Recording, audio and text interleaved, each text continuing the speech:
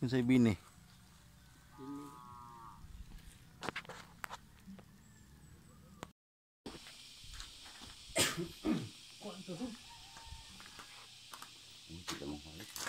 Ha? Ngayon tayo, ibalik ito. Ibalik ito. Balik. Ganda ng mga upuan dito at saka misaw.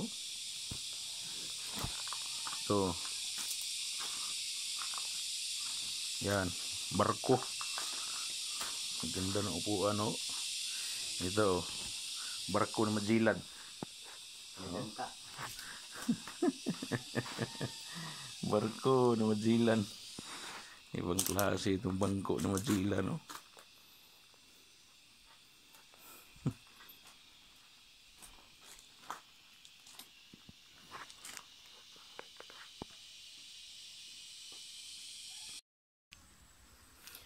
Magandang umaga mga bro. Ito ay sapa mga bro.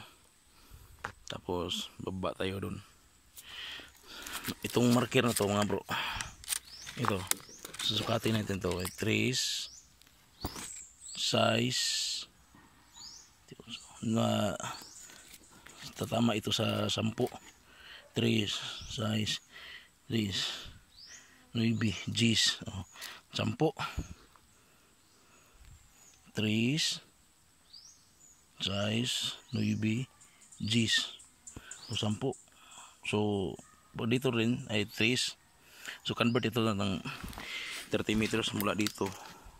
30 meters. Baba dun. So, tingnan natin kung ano ang makikita dun.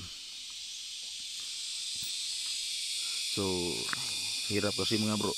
May dala pa ako. So, ipopost natin to. Wala doon. So ito galing doon sa marker dyan. Lupa tayo. Ito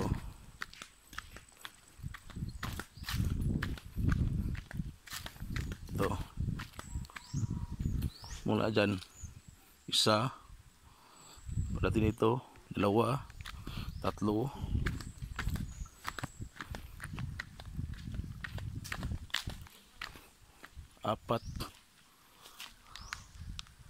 5 pang-5 yung step na yan.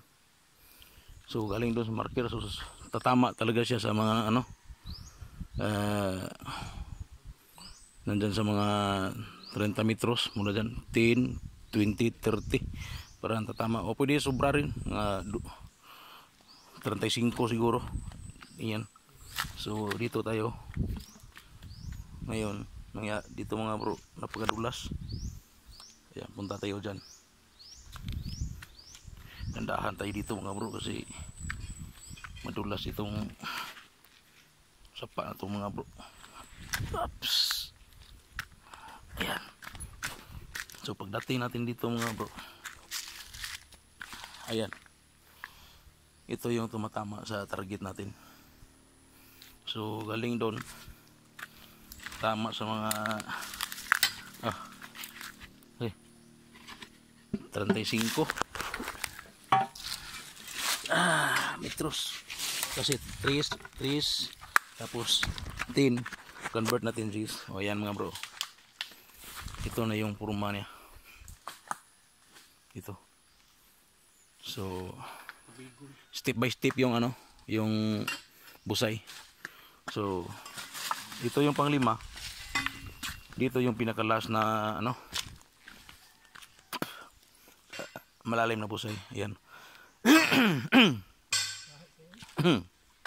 So napakasulit talaga itong bato na ito mga bro. Ayan o. So ngayon nga bro, ito yung plastada niya. Ganyan. So may parang nakatakip dyan. So linisin natin yan. So ito mga bro, ang butas nito mga bro ay malalim. Tapos pag ganun ito sa ilalim, papasok dyan sa ilalim. So napakaganda yung kwarto sa ilalim mga bro. So may nagsasabi dito mga bro, yung katiwala dito, napakalalim itong butas na daw. Sabi nila may dito daw inuhulog yung mga patay na hapon. May mga inuhulog ng mga hapon daw dito, yung mga patay kasali na yung mga Pinoy siguro. Malalim na ito, napakalalim na dito. So puro buhangin lang nasa loob nito at saka bato. So ito na yung tirahin namin mga bro. Tapos itong tubig ipadaan dito sa gilid para hindi makapasok dito. Yan. So ito yung susubukan itong umpisa. Nanalig siminto. Yan mga bro. Hindi na simintoan, kuan na kanalan gamay. So ito yung alignment niya sa kumpas mga bro. Yan o. Diyan, naka-norte. Tapos itong parang nakanal. Ganyan. Naka-east-west align siya mga bro. Yan. So dito sa east, tingnan natin. Parang may tinatakpan ba? Oh, parang hagdan-hagdanan din ba naman? Diba? Yan ang tinatamaan ng east at sa yan naka-norte. So talagang positive ito mga bro. Yan o. Tapos tingnan nyo kung ano ang marking sa baba. Ayan, naka-Y. Diba? Naka-Y yan mga bro.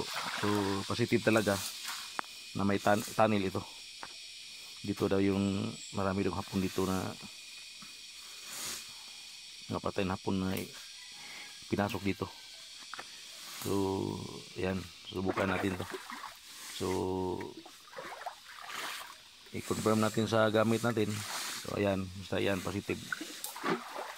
Naka-north yung butas natin. Tapos tubig busay. Oh, ayan. Yan yung posisyon niya mga bro. Yan. Tapos dito naka-Y. Dating dyan, bagsak dyan ay busay. So positive.